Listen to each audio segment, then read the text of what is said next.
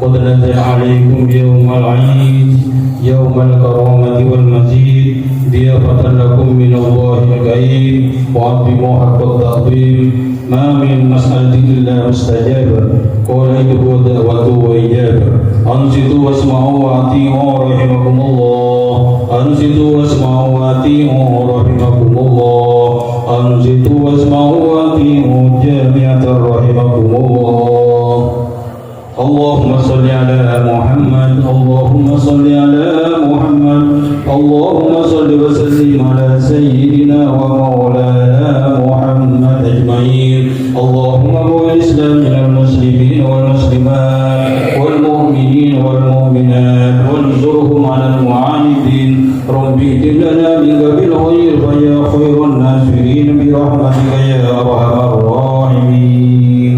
Assalamualaikum warahmatullahi wabarakatuh. Allahu Akbar kabira walhamdulillahi katsira wa subhanallahi bukratan wa asila la ilaha illallah wallahu akbar Allahu akbar walillahil hamd.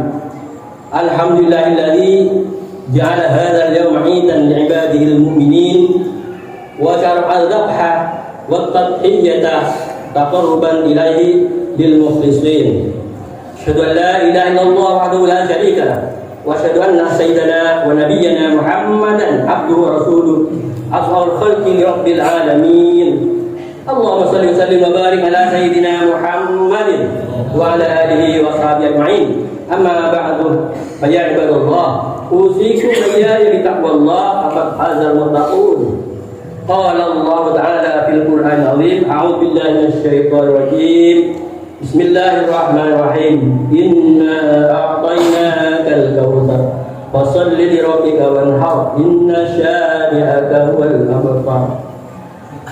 Hadirin jamaah salat Idul Adha rahimahullah, di pagi yang penuh berkah ini tidak ada untayan kata dan kalimat yang indah untuk kita ucapkan bersama kecuali ucapan puji dan syukur kepada Allah Subhanahu wa taala atas segala nikmat yang kita terima, terutama karena kita masih diberi kesempatan hidup dalam keadaan sehat dan beriman. Betapa banyak saudara kita yang dahulu bersama-sama kita atau bahkan dahulu tinggal serumah dengan kita telah meninggalkan kita untuk selamanya. Mereka telah meninggalkan tempat beramal di dunia ini menuju tempat perhitungan dan pembalasan amal. Kita hanya menunggu waktu saja untuk menyusul mereka. Karena itu mari kita manfaatkan sisa hidup ini untuk menyiapkan bekal sebanyak-banyaknya dan sebaik-baiknya menuju akhirat nanti yang kekal dan abadi. Dan sebaik-baik kekal menuju akhirat adalah takwa kepada Allah Subhanahu wa taala. Wa tazawwadu fa inna khairaz zadi taqwa. Bersiap-siaplah bekal, sebaik-baik bekal adalah takwa kepada Allah Subhanahu wa taala. Jamaah salat Idul Adha rahimahullah. Kalimat takbir artinya Allahu Akbar. Allah Maha Besar, merupakan pengetahuan kita bahwa selain Allah adalah kecil, lemah dan tidak berdaya. Allahu Akbar, Allah Maha Besar, kasih sayangnya, Maha Besar pertolongannya, Maha Besar pengampunannya. Maka dengan mengucap Allahu Akbar, segala sifat angkuh, sombong dan takabur menjadi hilang dan tak berarti. Jemaah salat Idul Adha rahimahullah, setiap memperingati Idul Adha sangat penting bagi kita mempelajari kisah Nabi Ibrahim alaihissalam, karena banyak sekali pelajaran yang bisa kita contoh dari kehidupan beliau dan keluarganya. Allah berfirman dalam surat Al-Mumtahanah ayat 4. A'udzubillahi minasyaitonir rajim. Qad kana lakum uswatun hasanatun fi Ibrahim walladzina ma'ahu. Sesungguhnya telah ada teladan yang baik bagimu pada Nabi Ibrahim dan orang-orang yang bersama dengan dia, bersama beliau. Beberapa teladan yang penting kita contoh dari kehidupan Nabi Ibrahim alaihissalam dan keluarganya adalah: pertama, Nabi Ibrahim adalah contoh ayah yang berhasil mendidik anak. Nabi Ibrahim adalah contoh ayah yang berhasil mendidik anak. dua putranya Ismail dan Ishak alaihissalam menjadi utusan Allah, menjadi Rasul. Dan dari keturunan Nabi Ismail alaihissalam lahirlah Nabi Muhammad sallallahu alaihi wasallam sebagai Sayyidul Anbiya wal Mursalin. Tentu ini bukan serba tiba-tiba. Anak keturunan beliau terpilih menjadi utusan Allah, tapi berkat usaha yang keras dan doa yang rutin dipanjatkan kepada Allah Subhanahu wa taala. Nabi Ibrahim untuk mendapatkan anak soleh diawali dengan usaha dirinya sendiri untuk menjadi hamba Allah yang baik. Karena orang tua akan menjadi teladan bagi anak-anaknya. Usaha Nabi Ibrahim alaihissalam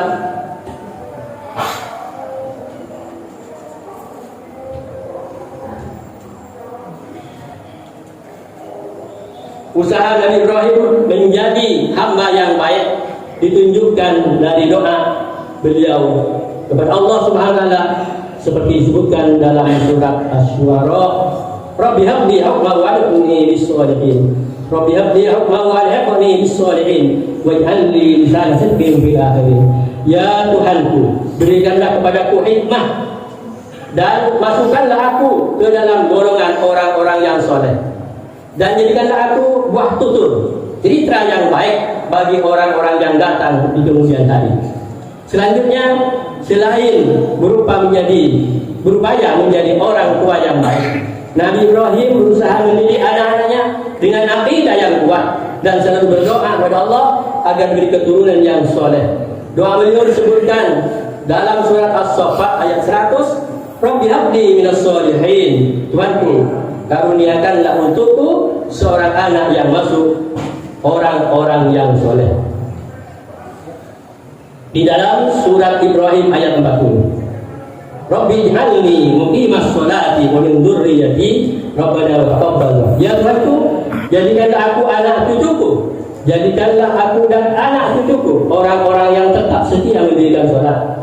Ya Tuhan kami, perkenankanlah doaku. Dalam doanya, Nabi Ibrahim alaihissalam memohon secara khusus agar anak keturunannya rajin melaksanakan sholat. Pertanyaannya, mengapa sholat yang diutamakan? Karena sholat yang dikerjakan secara rutin dan benar, ikhlas dan khusyuk akan menjadi pencegah perbuatan keji dan mungkar. Karena ibadah sholat yang membedakan antara orang Islam dan orang kafir. Karena sholat adalah ibadah yang pertama kali akan dihisab, akan ditanya oleh Allah di hari pembalasan nanti. Karena pentingnya sholat, maka Rasulullah memerintahkan para orang tua, jadi kita semuanya mengajari anak-anak kita tata cara sholat. Ketika anak kita berusia 7 tahun, harus kita ajari sholat dan memukulnya jika meninggalkan sholat di usia 10 tahun.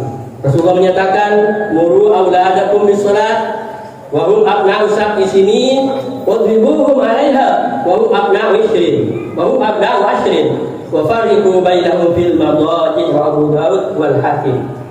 Perintahkan anakmu untuk mengerjakan sholat saat usia 7 tahun dan pukullah mereka jika meninggalkan sholat ketika mereka berusia 10 tahun dan pisahkan tempat tidur mereka.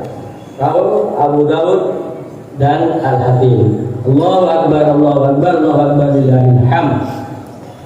Jemaah Idul Adha rahimahullah. Teladan berikutnya yang penting dicontoh dari keluarga Nabi Ibrahim adalah kekompakan dalam menjalankan perintah Allah.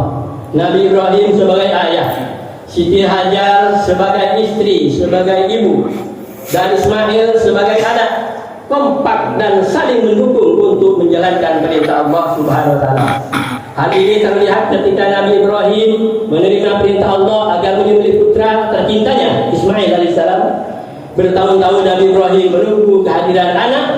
Setelah lahir datang perintah Allah agar anaknya disembelih sebagai kurban. Ternyata kecintaan Nabi Ibrahim kepada putranya tidak sampai mengalahkan ketaatannya dan kepatuhannya kepada perintah Allah Subhanahu wa taala. Siti Hajar sebagai istri dan sebagai seorang ibu, meskipun air matanya menetes sebagai pertanda kesedihan ketika dikabari anaknya akan disembelih, sebagai kurban, tapi dengan mantap Siti Hajar berkata, aku rela kalau memang itu perintah Allah Subhanahu wa ta'ala. Demikian pula Nabi Allah Ismail yang masih dalam usia anak, dengan mantap meyakinkan ayahnya agar tidak ragu-ragu melaksanakan perintah Allah untuk menyembelih dirinya dengan berkata, ya abatif al-ma tu'mar satajiduni insyaallah minas sabirin. Wahai bapakku, kerjakanlah apa yang telah diperintahkan Allah kepada engkau. Insyaallah engkau akan mendapatiku di antara orang-orang yang sabar. Quran surah As-Saffat 102. Karena kompaknya ibu, karena kompaknya ayah, ibu dan anak untuk melaksanakan perintah Allah, maka iblis dan setan selalu berusaha menggagalkan rencana penyembelihan Ismail alaihissalam, menjadi gagal total. Dan ternyata perintah Allah kepada Nabi Ibrahim untuk menjadi putranya hanya untuk menguji kualitas keimanan beliau.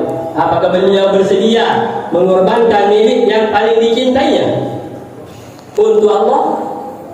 Dan Nabi Ibrahim ternyata lulus ujian ini, sehingga perintah menyembelih putranya diganti dengan seekor domba dari surga. Allahu Akbar, Allahu Akbar, Allahu Akbar walillahil hamd. Kisah ketaatan Nabi Ibrahim dan keluarganya dalam melaksanakan perintah Allah mengajarkan kepada kita bahwa dalam satu keluarga antara suami, istri dan anak harus saling mendukung, harus saling mengingatkan dalam menjalankan perintah Allah dan di dalam meninggalkan perintah dan hal-hal yang dilarang oleh Allah Subhanahu wa taala. Ibadah sholat misalnya dalam satu keluarga harus saling mengingatkan jika waktu sholat telah tiba. Syukur-syukur kalau pelaksanaan sholat dilaksanakan secara berjemaah dalam keluarga. Karena kebiasaan berjemaah sholat di dalam keluarga akan mudah berjemaah ketika di masjid. Allahu Akbar, Allahu Akbar, Allahu Akbar, Allahu Akbar walillahil hamd. Jemaah Idul Adha rahimahullah. Perintah kurban dianjurkan sampai sekarang. Bagi siapa saja dari kita yang mampu disunnahkan untuk menyembelih hewan kurban. Waktunya mulai dari Idul Adha, setelah salat Idul Adha dan hari-hari tasyrik, yakni tanggal 10, 11 dan 12 dan tanggal 13 Dzulhijjah. Tujuan berkorban adalah untuk mendekatkan diri kita kepada Allah Subhanahu, dekat dengan petunjuknya, dekat dengan pengampunannya, serta dekat dengan kasih sayang dan pertolongan Allah Subhanahu wa taala.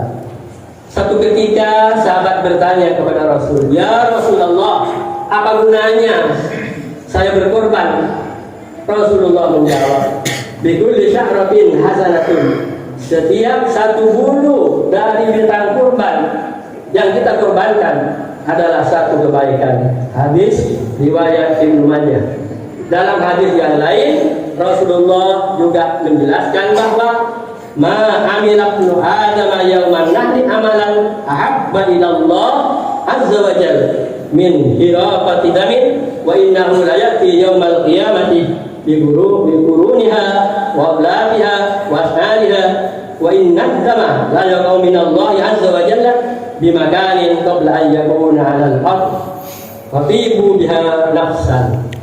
Tidak ada amalan yang dikerjakan anak Adam ketika hari raya kurban yang lebih dicintai oleh Allah azza wa jalla dari mengalirkan darah. Sesungguhnya pada hari kiamat ia akan datang dengan tanduk-tanduknya, kuku-kukunya dan bulu-bulunya, dan sesungguhnya darah tersebut akan sampai kepada Allah azza wa jalla sebelum jatuh ke tanah, sebelum jatuh ke bumi. Maka perbaguslah jiwa kalian dengan berkorban itu.